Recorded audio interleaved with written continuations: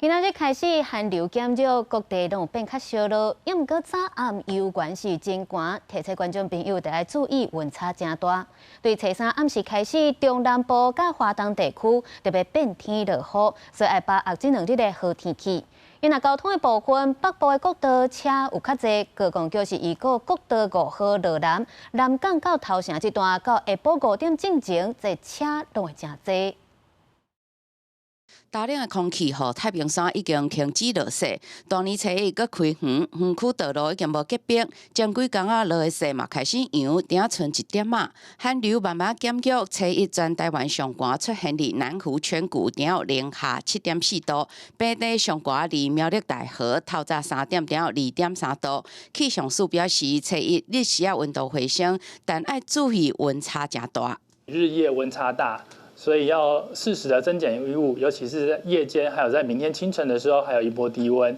而且气象署针对新北市和苗栗县发布非常寒的甘色灯号，有6度以下低温发生的几率，嘛表示稳定的天气会维持到初三的日时。 主要的天气变化会是在初3的晚上到初4，由于锋面要接近，到时候南边水汽也会逐渐增多。到时候初3晚上开始，在中南部地区、花东地区会开始有一些下雨的情况。初一国道路况，高公局表示，会当看到北部出现车潮，其他大道拢真顺。国道南向伫下9点已经开始车变多。今天是南向的尖峰日。 西部国道用路人建议您在中午12点后再出发。国道5号用路人如果可以，建议您在下午5点后再上路。